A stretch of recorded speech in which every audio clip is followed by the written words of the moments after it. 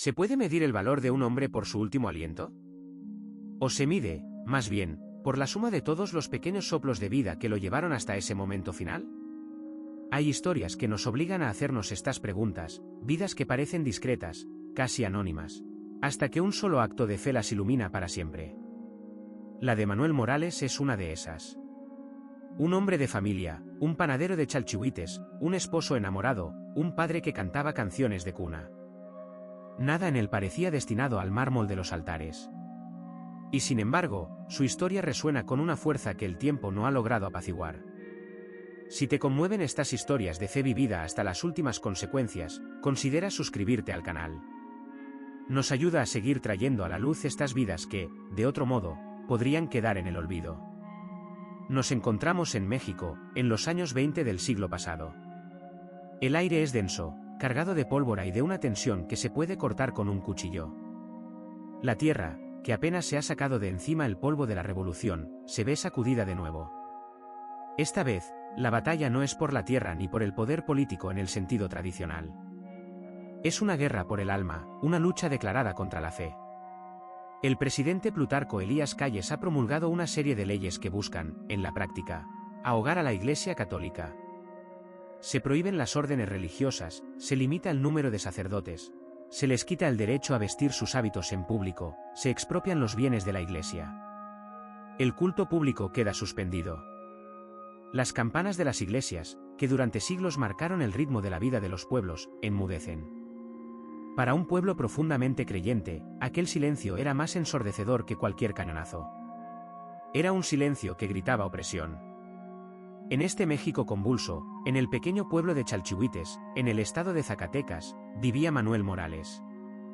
No era un teólogo ni un predicador. Su púlpito era el mostrador de su panadería y su sermón era el olor a pan recién hecho que se extendía por la calle cada mañana. Estaba casado con Consuelo, y juntos tenían 3 hijos pequeños. Su vida era un tejido de cosas sencillas, el calor del horno, las risas de sus hijos, las conversaciones con los vecinos, la misa del domingo. Era un hombre bueno, de esos que saludan por tu nombre y te preguntan por la familia. Un hombre que encontraba a Dios en la masa que levaba entre sus manos y en los ojos de su esposa. Manuel era un hombre de acción, pero no de violencia. Su fe no era una idea abstracta, era el motor de su día a día. Cuando las leyes de Calles empezaron a aplicarse con brutalidad, vio como la iglesia de su pueblo, el corazón de la comunidad, era clausurada. Vio a sus vecinos mirar con miedo hacia el templo cerrado, como si les hubieran arrancado una parte de sí mismos. Y sintió que no podía quedarse de brazos cruzados. No era un hombre de letras, pero entendía de justicia. No era un soldado, pero entendía de lealtad. Su lealtad era para con Dios y para con su comunidad. Junto con otros laicos de Chalchihuites, Manuel se involucró en la resistencia pacífica. Formaba parte de la Acción Católica de la Juventud Mexicana, la ACJM, un movimiento de jóvenes que buscaban defender su fe a través de la oración, la formación y la acción social. No buscaban la guerra. Buscaban el derecho a creer, a rezar en público, a que sus hijos pudieran ser bautizados sin tener que esconderse. Manuel fue elegido presidente de su grupo local. No por ambición, sino porque sus compañeros veían en él una serenidad y una firmeza que inspiraban confianza.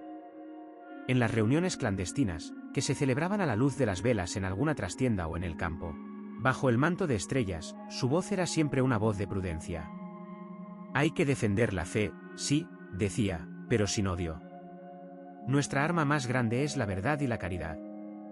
La vida de Manuel se partió en 2. De día, seguía siendo el panadero, el padre, el esposo. Amasaba el pan con la misma dedicación, pero ahora sus pensamientos estaban en otro lugar. Sus manos, cubiertas de harina, eran las mismas que por la noche redactaban panfletos o ayudaban a organizar una colecta para un sacerdote que vivía escondido. Abrazaba a sus hijos antes de dormir, y en ese abrazo se colaba el miedo. ¿Qué futuro les esperaba en un país que perseguía a su Dios? Consuelo lo veía. Veía la preocupación en sus ojos, el cansancio acumulado. Había noches en que lo encontraba rezando de rodillas en el suelo frío, con el rosario desgranándose entre sus dedos. No hablaban mucho de ello. Las palabras sobraban. Ella entendía el fuego que lo movía, y aunque temblaba por dentro, lo apoyaba con su silencio y su oración. La situación en México se deterioraba a pasos agigantados. La suspensión del culto público en julio de 1926 fue la gota que derramó el vaso. El grito de «Viva Cristo Rey» empezó a resonar en los campos y en los pueblos. La resistencia pacífica dio paso, en muchas regiones, a un levantamiento armado. La guerra cristera había comenzado. Chalchihuites no fue ajeno a esa agitación. El ambiente estaba cargado de rumores, de miedo, de una ira contenida que buscaba una salida. Fue en ese contexto, el 15 de agosto de 1926, fiesta de la Asunción de la Virgen, cuando todo se precipitó. Un grupo de la ACJM, incluido Manuel, se reunió en el centro de la plaza del pueblo. No llevaban armas. Llevaban rosarios, medallas y un estandarte de la Virgen de Guadalupe. Fue un acto de afirmación, un grito silencioso. Querían celebrar una de las fiestas más importantes de su fe.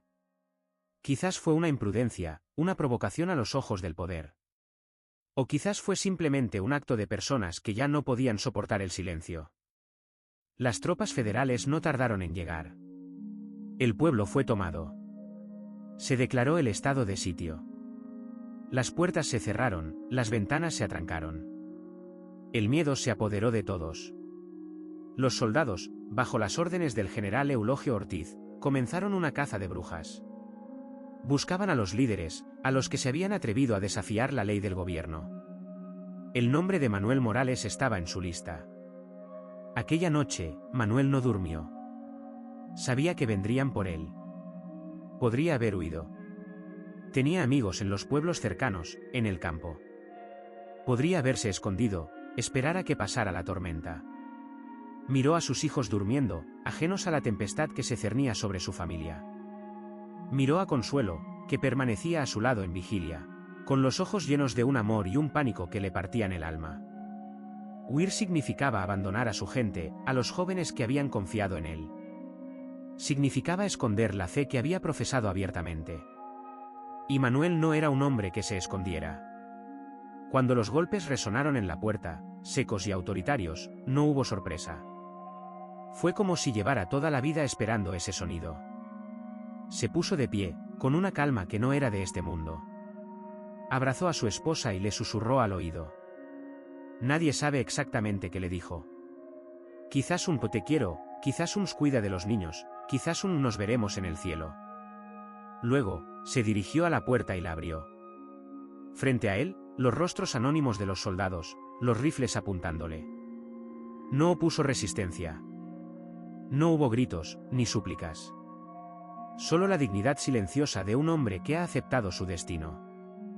Lo llevaron al cuartel junto con otros miembros de la ACJM. El interrogatorio fue una farsa. No buscaban información, buscaban una excusa para el escarmiento. Le preguntaron por armas, por conspiraciones. Manuel negó todo.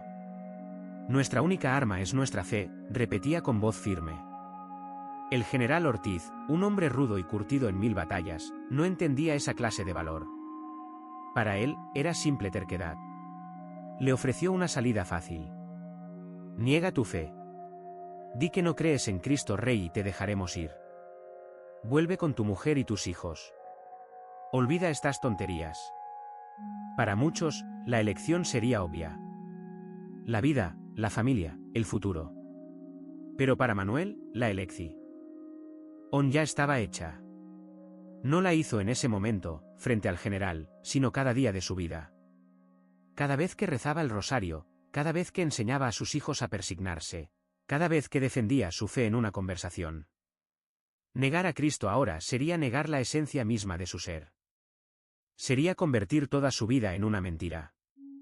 Miró al general, no con odio, ni con desafío, sino con una extraña mezcla de pena y convicción. No puedo hacer eso, dijo. Mi vida le pertenece a Dios. Y si Él me la pide, se la doy.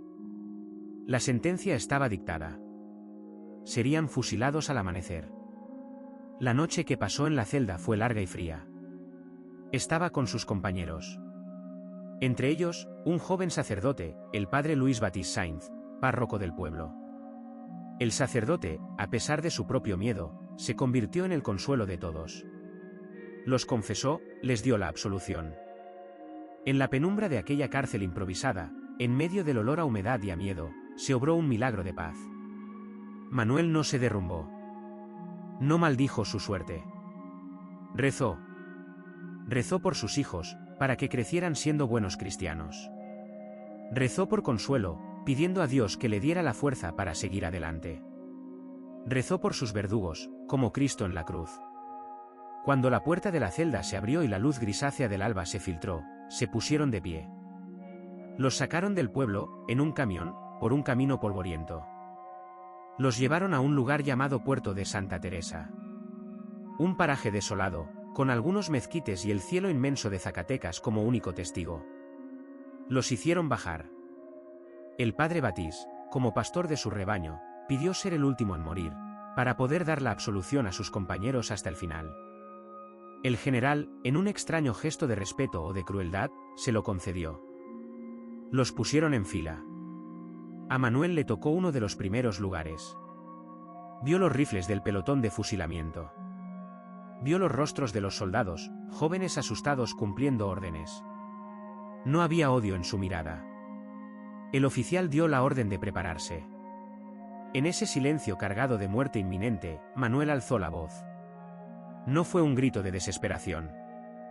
Fue un grito de victoria. ¡Viva Cristo Rey y la Virgen de Guadalupe! Las balas rasgaron el aire. Su cuerpo se desplomó sobre la tierra que lo vio nacer. Pero su grito no murió con él. Quedó suspendido en el aire, resonando en los oídos de sus compañeros, en la conciencia de sus verdugos, y en el corazón de un pueblo que nunca lo olvidaría. Uno a uno, los demás fueron cayendo, y cada uno, antes de morir, repitió el mismo grito. El último fue el padre Batís. Cuando ya no le quedaba nadie a quien absolver, se enfrentó a la muerte con la misma serenidad que sus feligreses. La noticia de la masacre corrió como la pólvora. No tuvo el efecto que el gobierno esperaba. No sembró el terror que paraliza. Sembró una semilla de indignación y de coraje. La muerte de Manuel Morales y sus compañeros se convirtió en un estandarte. Ya no era solo el panadero de Chalchihuites. Se convirtió en un símbolo de la resistencia de un pueblo que se negaba a que le arrebataran el alma. ¿Qué pensaría Manuel si viera en lo que se convirtió su muerte? Probablemente se sorprendería. Él no buscaba la gloria. No se veía a sí mismo como un héroe. Era simplemente un hombre que intentaba ser coherente con su fe, hasta las últimas consecuencias. Y es precisamente en esa sencillez donde radica su grandeza. Su martirio no fue un acto aislado, un arrebato de fanatismo. Fue la conclusión lógica de una vida vivida en la fe.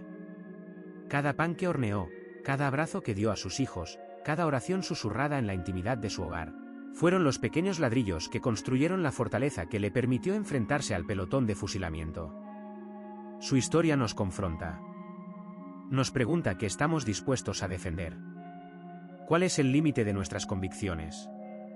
En un mundo que a menudo nos invita a la comodidad, a la indiferencia, a negociar nuestros principios por un poco de tranquilidad, la figura de Manuel Mor Ales se yergue como un recordatorio incómodo. Un recordatorio de que hay cosas por las que vale la pena vivir, y también morir. Después de su muerte, la persecución arreció, pero también la fe de la gente. La historia de los mártires de Chalchihuites se contaba en susurros, se rezaba en secreto. Consuelo, su viuda, tuvo que sacar adelante a sus 3 hijos sola, en un mundo hostil. Lo hizo con la misma fortaleza silenciosa que había sostenido a su marido. Nunca renegó de su fe. Nunca maldijo el sacrificio de Manuel. Entendió que su esposo no le había sido arrebatado, sino que se había entregado por algo más grande que ellos mismos. Los cuerpos de los mártires fueron recuperados por los fieles y enterrados dignamente. Con el tiempo, la guerra cristera terminó. La sangre derramada no fue en vano. Aunque la Iglesia en México siguió enfrentando dificultades, nunca más se intentó erradicarla con la misma brutalidad. El sacrificio de miles de hombres y mujeres como Manuel Morales había trazado una línea que nadie se atrevería a cruzar de nuevo. La causa de beatificación de Manuel y sus compañeros mártires se introdujo décadas después. Se recogieron testimonios, se investigaron los hechos. Los que lo conocieron hablaban de él no como un santo de vitral, sino como un hombre de carne y hueso. Recordaban su sonrisa, su honestidad en el negocio, su paciencia con los niños. Recordaban, sobre todo, esa calma inquebrantable que lo caracterizaba. Y todos coincidían en una cosa: su muerte fue un reflejo de su vida.